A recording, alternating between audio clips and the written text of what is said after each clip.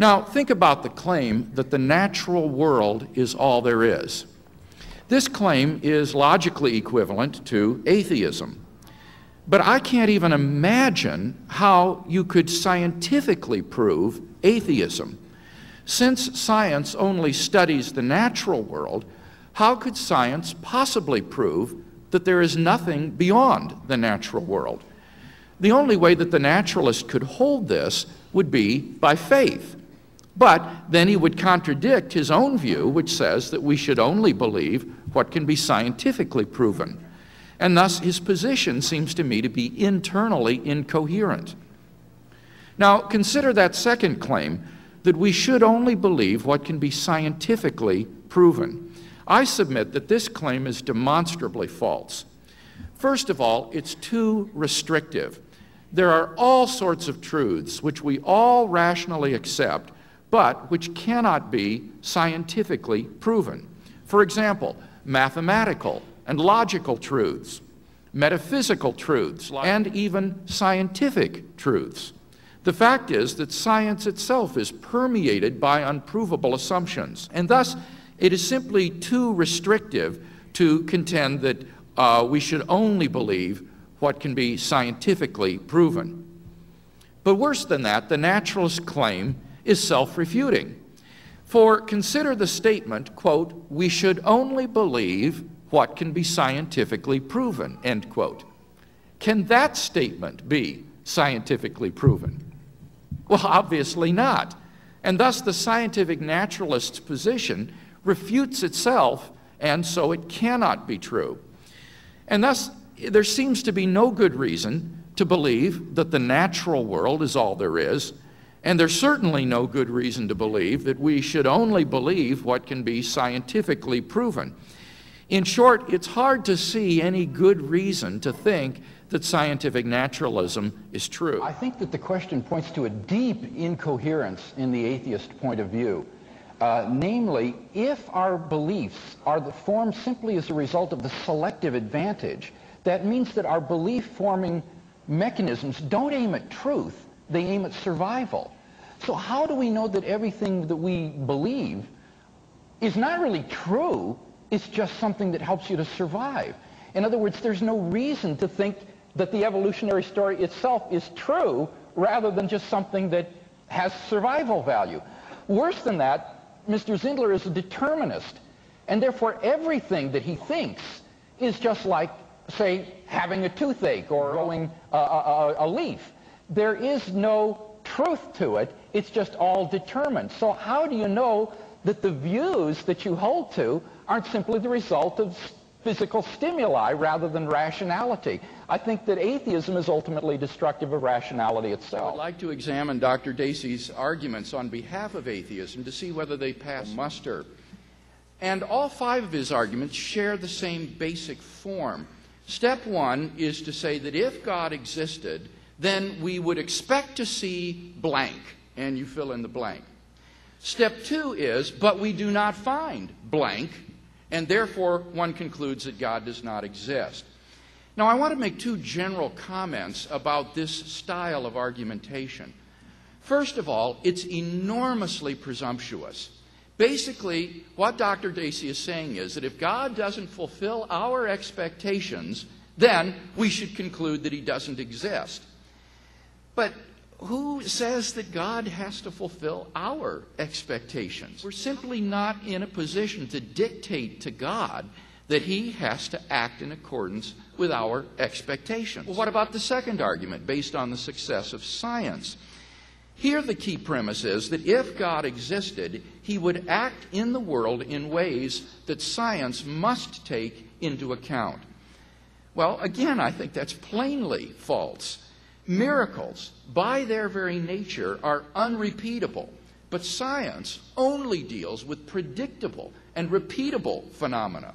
When science confronts an unpredictable or unrepeatable event, then it tends to just ignore it, and thus science takes no cognizance of miracles.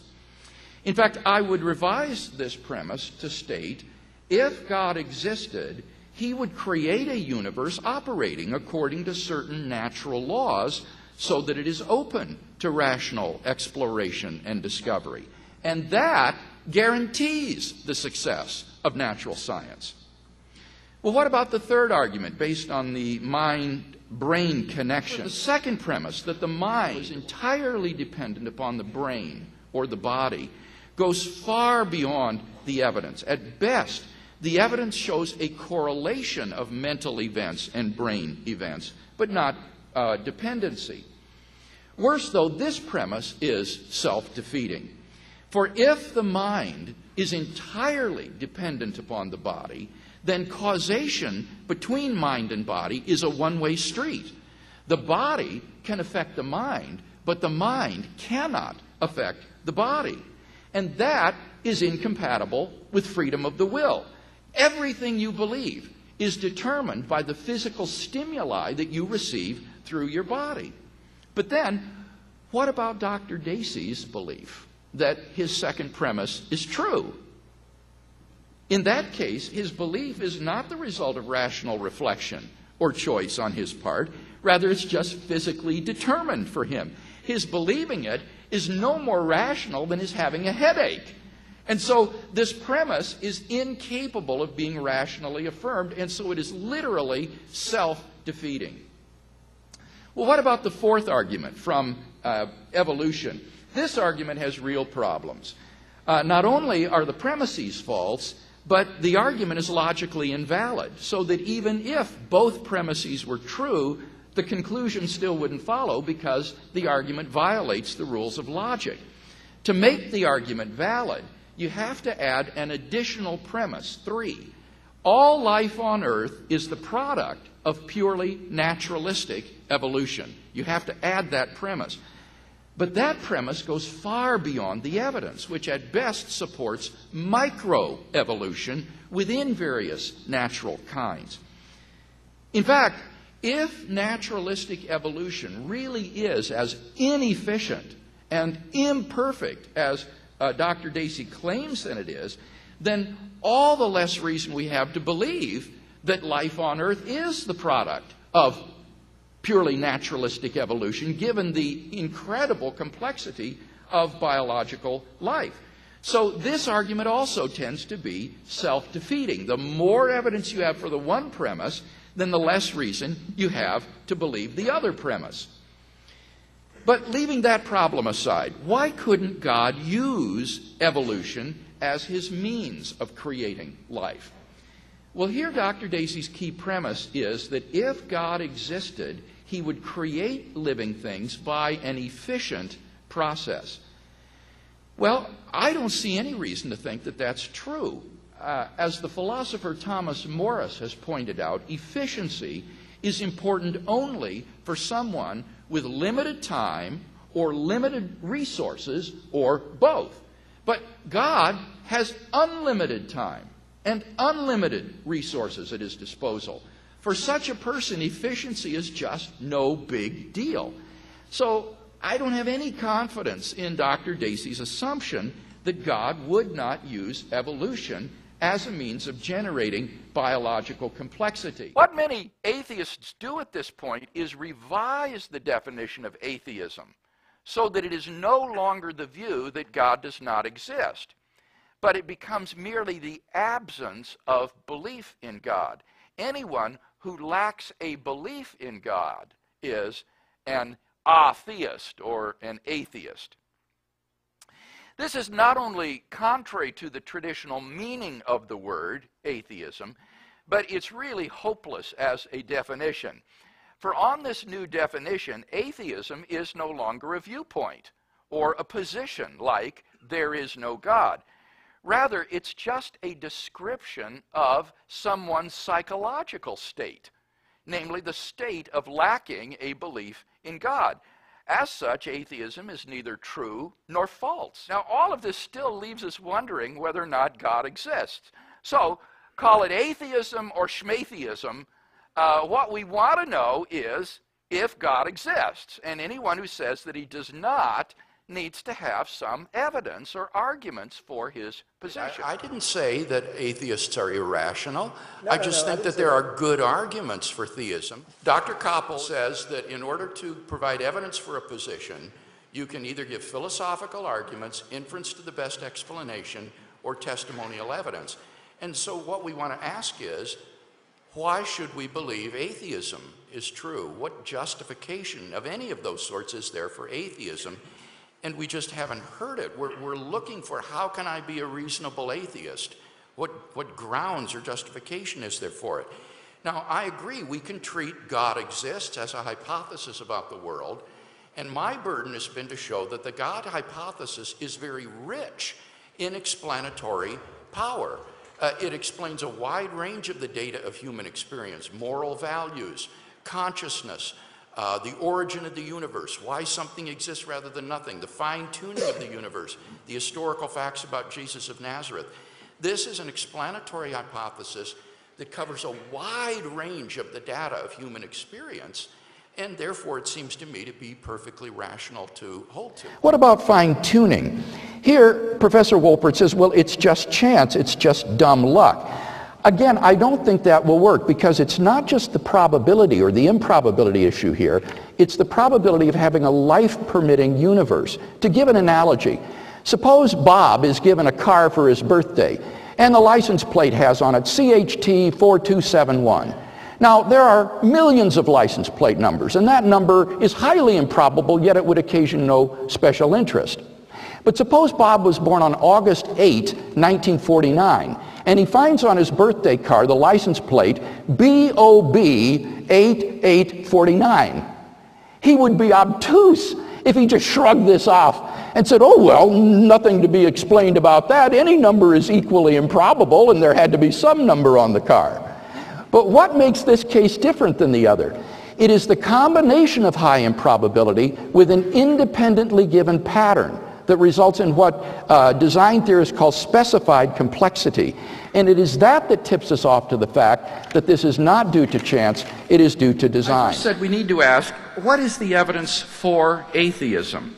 And here Dr. Slezak says that the only evidence against God's existence is the absence of evidence for God's existence. Now, this admission is highly significant, because it means that he tacitly agrees that all of the traditional arguments for atheism fail. The only argument for atheism is the absence of evidence for God. But the problem here is that the absence of evidence is not necessarily evidence of absence. So when, then, does the absence of evidence count as evidence that something does not exist? Well, theorists of knowledge agree that the lack of evidence for some entity X counts as positive evidence against X's existence only in the case that if X did exist, then we should expect to see more evidence of X's existence than what we do see. For example, the absence of evidence of a planet between Venus and the Earth is a pretty good reason to think that such a planet does not exist. Because if it did exist, we should have all kinds of evidence for it. Now, apply that then in the case of God. The absence of evidence for God's existence counts as evidence against God's existence only in the case that if God did exist, then we should see more evidence of his existence than what we do, in fact, see. In practical terms, what that means is this. If God exists, should we expect to see more evidence of his being than the origin of the universe out of nothing, the exquisite fine-tuning of the universe for intelligent life, the apprehension of a realm of moral and aesthetic values, the radical claims and resurrection of Jesus of Nazareth from the dead, and the immediate experience of personal fellowship with God? Well, I think the answer is obviously not. So to carry his argument, Dr. Slezak has to prove that it is highly probable that if God exists, we should have more evidence of his existence than what we do in fact have. And that, I think, is sheer speculation. And thus, in the case of God, I do not think that the absence of evidence is at all a positive argument against the existence of God, and yet that's all he's had to offer you tonight on behalf of atheism. So I don't think we've seen any good reason to think that atheism is true. Now, he does give a second argument designed to prove that God does not exist, and that is that there's no evidence for God's existence. Well, this is not a good argument, frankly, because in the words of a forensic scientist I once met in Australia, the absence of evidence is not evidence of absence. Just because there's no evidence that the butler was the murderer doesn't mean that the butler was not the murderer. Absence of evidence is not evidence of absence. He needs to give a positive argument against God's existence. The point is that in order to justify the belief that God does not exist, you have to have some sort of evidence or justification for that. Otherwise, it's possible that God does exist. Even if all of the arguments for God failed, that wouldn't be evidence that God does not exist. So that in order to provide some sort of justification for atheism, for thinking that belief in God is false, he needs to give some sort of arguments, not just say there's an absence of evidence. And in any case, I have presented the evidence. He gives the example of the kangaroo and the teapot. You see, the failure of those illustrations is that the reason we don't believe that I'm a kangaroo is not because of the absence of evidence that I am a kangaroo. Rather, it is the presence of evidence that I am not a kangaroo. Like, we have good evidence that I'm Homo sapiens. So it is the presence of contrary evidence. But tonight we've heard no contrary evidence against the existence of God. And so this is just an elementary logical point. A proposition is not shown to be false by the absence of evidence for it.